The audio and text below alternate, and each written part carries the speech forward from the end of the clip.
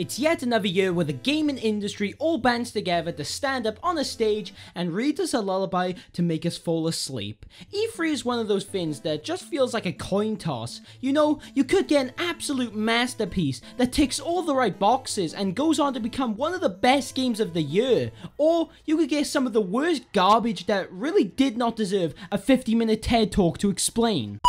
EA, as usual, had a pretty tragic conference, but there are some things to talk about. They showed us more of the new Battlefield game that made white men in their 30s complain that the video game was not historically accurate. Because guys, as we know, video games are only meant for the highest of historians.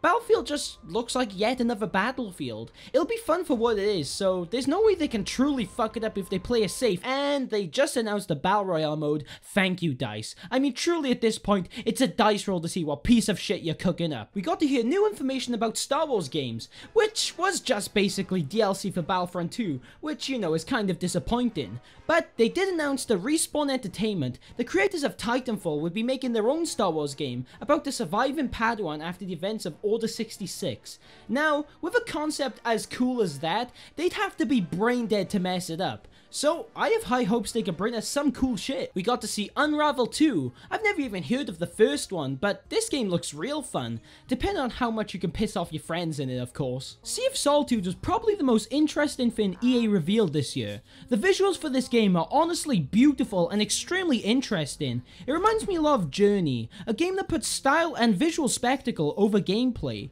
The atmosphere in general just has such a unique feeling of mystery and yet fear. I hope this is one of those games that you can just sit back and just play fully relaxed. And other than those games, EA are busy ruining beloved series like Command & Conquer, they're busy making boring ass generic games like Anthem, which I genuinely have no interest in, and of course, we got to see some sports, which all of us men can agree is what we really came to this gaming convention for. Am I right? Am I right? I'm especially excited, of course, for the John Madden 2014. Please welcome the head of Xbox, Phil Spencer. Gaming. Gamers, gamers, gaming. Gaming, gaming, gaming, gaming, gamers, gaming, gaming, gaming, gaming. Microsoft, compared to last year, just completely blew me away. I honestly expected this conference to be ass, but they really outdone themselves. They had a whopping 50 games to show, and of course, only 2 of those were actually made by Microsoft. They kicked it right off the bat with a new Halo game that looks to be reverting to the old style of the old Halo games. I just hope it doesn't end up being the 80th Battle Royale announced this E3, but maybe this will end up looking good. Got to see more gameplay of Ori 2. I never played the original, but I really don't think it would be fair of me if I didn't stand back to talk about this game. I mean, everything here from the visuals to the free moving gameplay is incredible. I'm especially a fan of the painted backdrops that just scream atmosphere into the game. Maybe I'll buy the first and get ready for this one because it looks a blast. Now this one's my favorite. We finally got to see footage of From Software's new game titled Sekiro: Shadows Die Twice. Of course, it uses the same formula as the Dark Souls and Bloodborne series, but I'm in love with this atmosphere. It manages to keep its gritty feeling while changing the atmosphere of the game completely when compared to stuff like Dark Souls and Bloodborne. If any game can help make you feel like a badass samurai warrior, then it will be From Software. I mean, you tell me you don't want to use a grappling hook in combat. If you don't, then you're just a fucking liar. We got Metro up in here looking spooky as shit. I've never been a huge fan of the Metro series, but this game looks pretty fucking great, really selling me on the Russian post-apocalyptic world. Sea of Thieves came in with me on the edge of my seat, hoping to God we get some actual content added to the game, only to be greeted with skeleton ships. Yep, that's it. Skeleton ships. I mean, truly, this helps keep the game fresh as the day I played it. Forza looks like it's gonna be an actual unique racing game. PUBG is somehow still alive, even though I made the day PUBG died.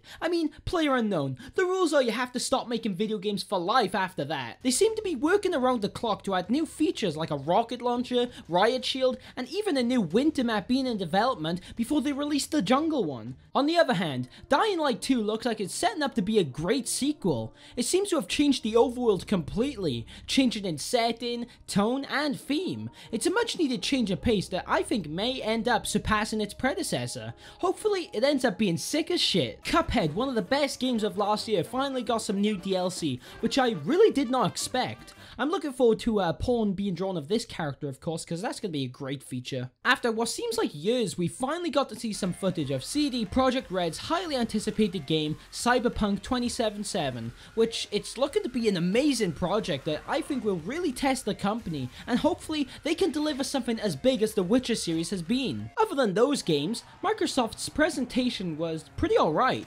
We even got Gears of War 5, which I'm sure will be... What the fuck? Bethesda managed to pull out all the stops this year. Fallout 76, deciding to skip the 72 whole games before it, we got to see a little more of the game after that 50-hour stream of a plush doll dabbing. But this trailer gave us a little more substance. It seems the environment in general just looks so much more richer, and the idea of having the players all be real people sounds like it could be a setup for a lot of fun. I've never managed to get into Fallout, but if I can play this with my friends and piss off some random dudes, then I'm fully invested. Now tell me, what do you get when you mix pure cocaine and Mad Max? Rage 2 is the answer, boys. This shit is looking absolutely nuts. It looks like one of those games where there's just so many ways to go about shit that you can send people flying and blow them up mid-air, shoot missiles out of your Jeep, or even watch trailers for shitty pre-order bonuses. I mean, clearly we needed this in the game. We got new sequels confirmed for Wolfenstein and Doom, both of which have turned first-person shooters back to the old-school ways of health packs and fast, fun gameplay. I'm especially excited for Doom, thanks to its fast-paced and satisfying gameplay, not to mention, the soundtrack is to die for. Starfield sounds kinda good. It'll be nice to see Bethesda tackle the sci-fi genre. Now, I know what you've all been waiting for. No, I have not been waiting for fucking Todd Howard. It's, of course, The Elder Scrolls Blades. Just a fantastic looking mobile game that's shaping up to be... Holy shit! It's finally happening after all these years, just in time before Skyrim came out onto my fridge screen. Oh, come on! Degenerates.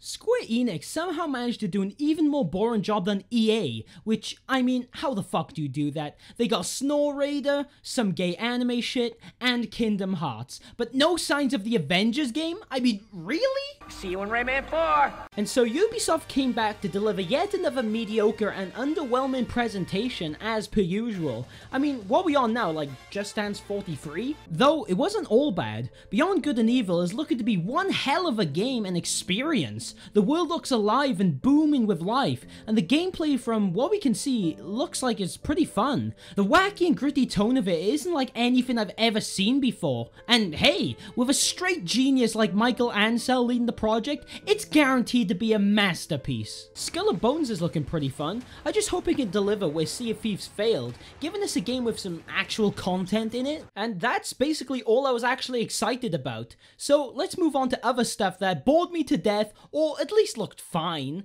We technically saw this first in the Microsoft conference, but The Division 2 is looking to be a little more interesting than the first sequel. It seems they're definitely making steps to improve, but the first didn't really catch my interest, and neither does this one. We got yet another game from the pieces of shit that killed my favorite game character. Fuck you, rabbits. Justice for Rayman. Transference is looking weird as shit, starring Gandalf from The Hobbit. This game honestly looks kinda dumb and gimmicky. I mean, Toy the Game is kind of dead. Holy shit! Never mind, this is amazing. I'm buying this right now. For Honor gave us the game for free to apologize for the shitfest they created. And last but not least, Assassin's Creed Odyssey, which basically took Assassin's Creed Origins and slapped ancient Rome onto it. I mean, look at it like this. In Mario Odyssey, you can transform into a Goomba, but in Assassin's Creed Odyssey, you can't even transform at all. I mean, clearly this Odyssey is stupid. They do, however, have the option of choosing boy or girl. I mean, truly revolutionary. I've never seen anything like this. Sony's presentation, while not the best, did at least deliver some interesting titles. We got Ghost of Sushi,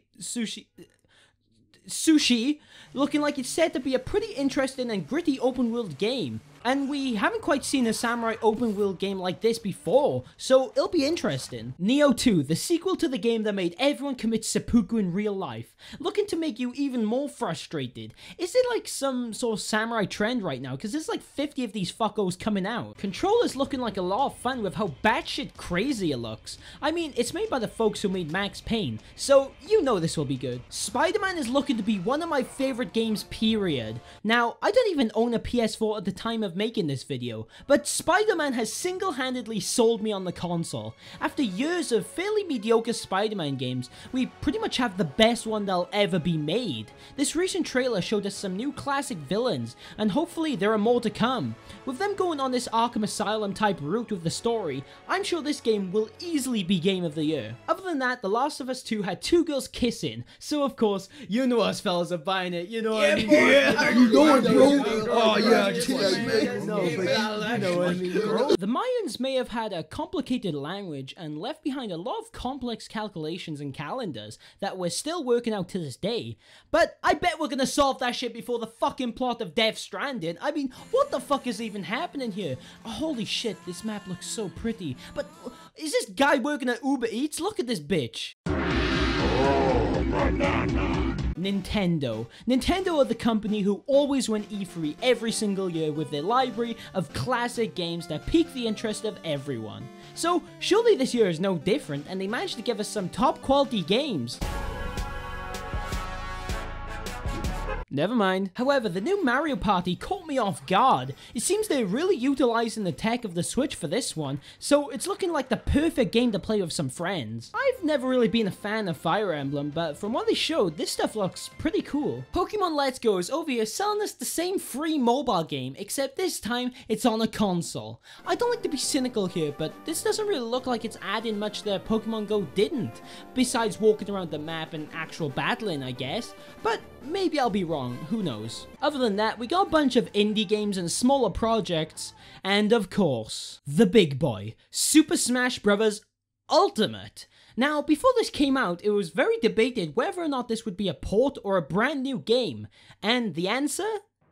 I don't even think I fucking know at this point, but who cares anyways, because they're looking to be polishing this game to the max. They're fixing all the old shit that should have been fixed from the start, really, adding every single character in Smash history, even Solid Snake, a character I thought had no hope of returning.